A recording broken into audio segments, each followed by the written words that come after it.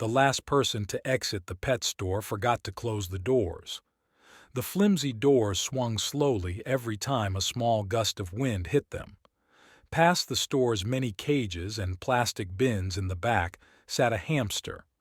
The label on his cage simply read, "Male Syrian Hamster." To the hamster himself, this was only a name he and his species were given by the two-legged creatures. The hamster himself did not agree that a species can name another. Consequently, he just called himself Oscar. The name had been suitable for him, he believed.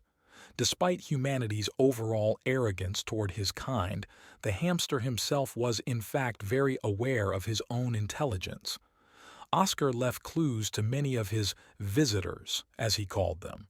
Oscar arranged meticulously carved-out zigzag patterns in the bedding at the bottom of his bin, but most workers in the store would brush off the patterns without appreciating his genius.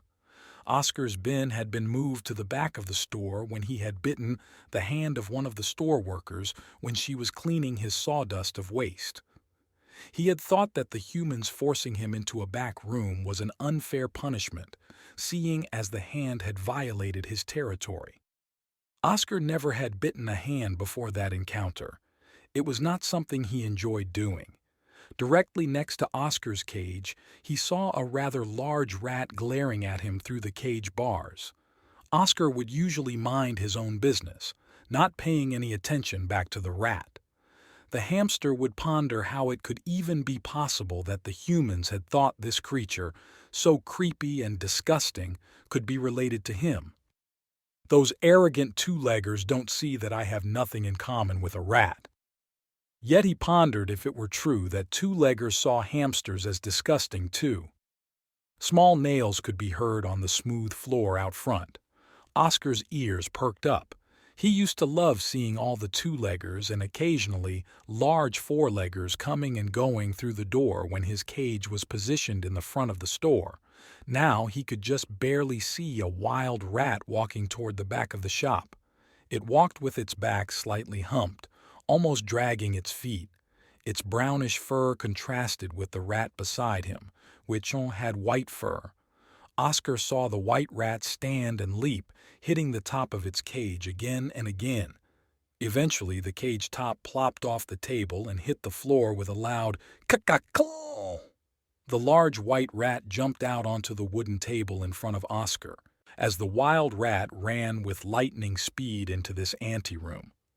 Oscar observed through the cage bars that the larger wild rat and the menacing white rat appeared to know each other, communicating with little squeaky sounds not befitting how threatening they looked. Oscar gathered some bedding into his cheeks, and he walked up onto the loft in the middle of his cage.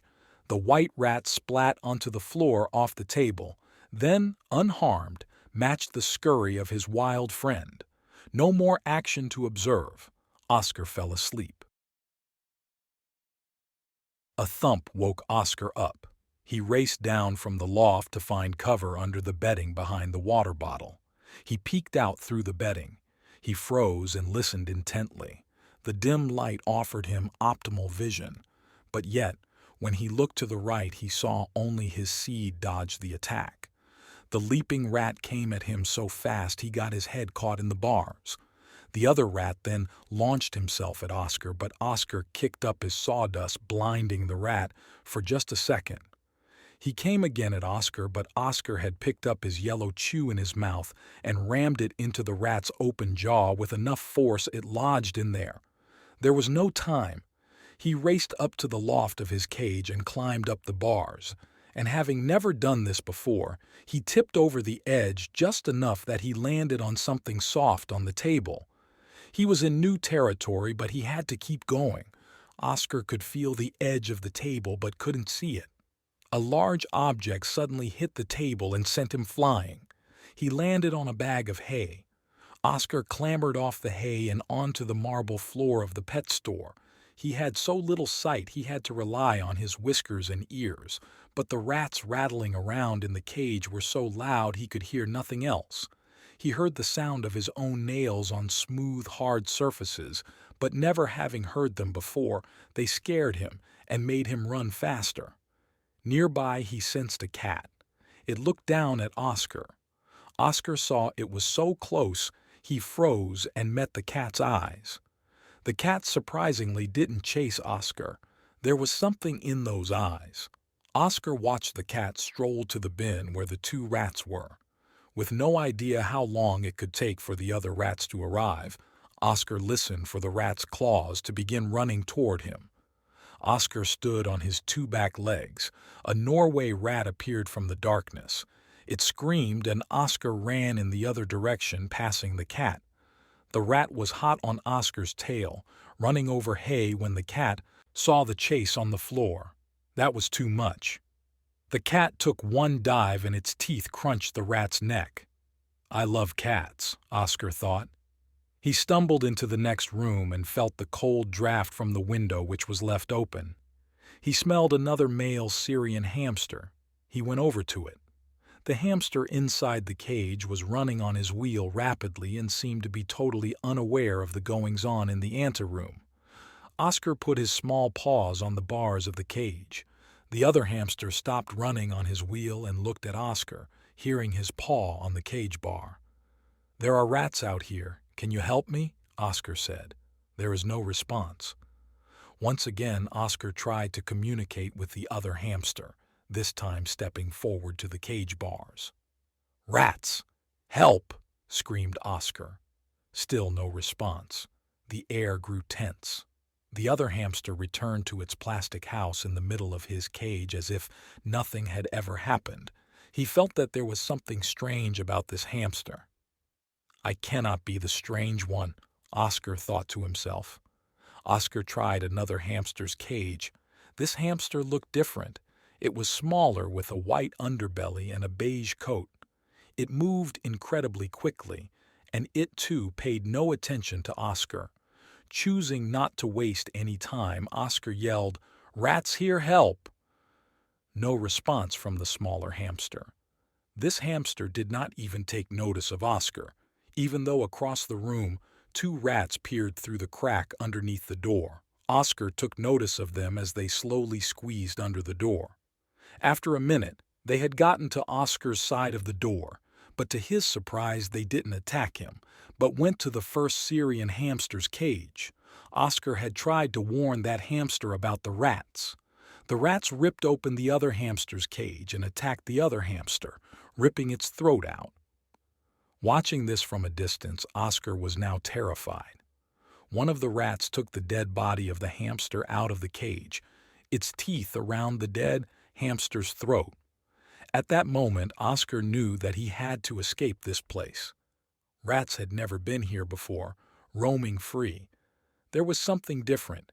He hadn't seen any two-leggers in a while. He crept quietly toward the window. Soon a ray of sunlight peeked through it, blinding the rats. They retreated, carrying the dead hamster with fresh blood still dripping from its limp body. Oscar scurried toward the other room, rounding the corner and running straight for an opening. The rays from the sun hit the hamster's face. He had a hard time seeing in light, but he knew. He knew he was free for the first time. He hadn't chosen the life of a captive pet, but he knew freedom in the smell of the air. A patch of grass was in front of the pet shop. From there, Oscar could see green, one of the only colors he could see, and objects bigger than he could imagine. I am not safe from the rats. This is really scary, but looks like there's lots of places to hide, Oscar said. Days, weeks, and months went by, and Oscar had made a new home in a small stump. He was still near the pet shop, and one day while Oscar was out searching for seeds, he saw a two-legger stumbling around in the grass outside the pet store. Oscar knew that he was not too far from the safety of his stump if the two-legger tried to grab him.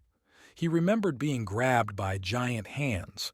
It seemed like a dream or a distant memory, but he remembered enough to hide. The two-legger had seemed normal at first, but then Oscar noticed this one seemed off, perhaps infected with some sort of disease. It made weird sounds, groaning and walking strangely on its 2 legs. Blood and fluids came from its nose and mouth. Its hairless covering looked like it was almost melting. Then the two-legger fell to one side, and a river of blood flowed out of its mouth. It didn't move after that. It didn't move ever again. Oscar had collected half a pouch full of seeds in his mouth. Even though he focused on getting this harvest back to his stump, Oscar peeked out to see what Skavengi would come to eat this enormous body. For days and then weeks, no animal came to eat the rotting body. Oscar found this to be strange, but then two-leggers seemed to be weird creatures. Maybe that is why other animals never took note of the one lying near his stump. Eventually, Oscar left his stump home in order to collect food further away. Once he had walked around a mile away from home, he came to one of those enormous things with scratchy skin. He liked these things because their hairs were green. He looked up at it with a certain amazement. The sunlight shone off the smooth, wide green hairs which were glistening with the freshly fallen rain. In his whole life in the pet store, he'd never seen such beauty. A certain part of him wanted to thank the rats who had nearly killed him because they drove him into the open. An empty seed shell dropped to the ground from the huge, scratchy thing. Oscar went over to it. Then, another seed fell. Oscar looked up and saw a large dead branch, low to the ground. From where he was, he could see another hamster. It was sitting in the tree munching away at a few sunflower seeds, slowly extracting them from its cheek pouches. It was a female Syrian hamster, throwing the empty shells to the forest floor seemingly with no regard for where Oscar was trekking. Oscar squeaked up at the hamster in the tree, using basic terms so the other hamster could understand what he was saying. "Why are you dropping seed husks on me?" She ignored Oscar's complaint. Annoyed by the other hamster's non-response, he tried to communicate once again with this other member of his species. "Why are you throwing seed husks on me?" But still no response. Oscar decided to continue on his way, ignoring her as she had ignored him. But then he persisted. Was I just hoping to see another of my own species and I could sense something about her was different, he wondered. Or are we just rude to our own kind? Was she from the pet store too, or was she born in the woods? Oscar couldn't help himself. "Hey, are you from the pet store also?" No response. Or are we just rude to our own kind? Oscar's ears twitched in response to a tiny sound. Oscar looked up and the hamster was still sitting there. And then the hamster on the branch began to speak. "Do you expect me to talk to hamsters from other tribes?" Oscar felt a heavy breeze ripple through his fur. "Do you have a name?" The hamster on the branch continued to eat her acorn. "My name is Hammy," she said. Up close, Oscar could see her orange fur, not too long but also not too short, and a cute black stripe going down her head. Up close, Hammy could see Oscar's unique agouti fur pattern highlighted by his soft brown body. Over the months that followed, Oscar discovered Hammy had lived in a small tribe of hamsters who spoke the same language he did. Oscar had been found by the two-leggers in the wild.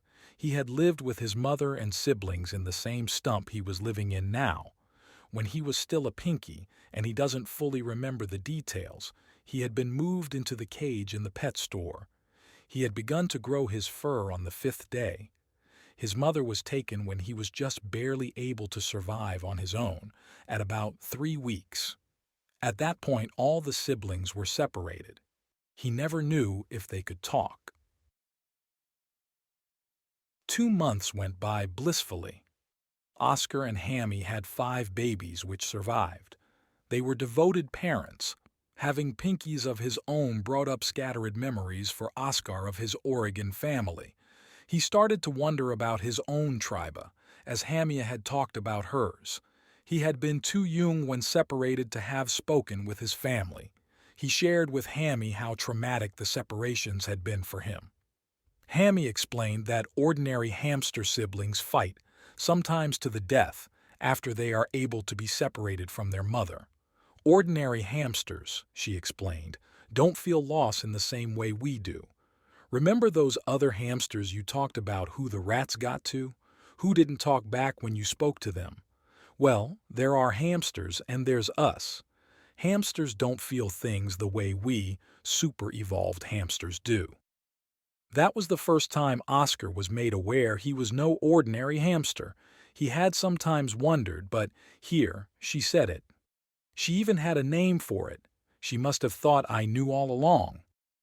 What he and Hammy didn't know, or even think about, was that they had given rise to 5 new, intelligent hamster tribes. But there is so much more to the story than just that.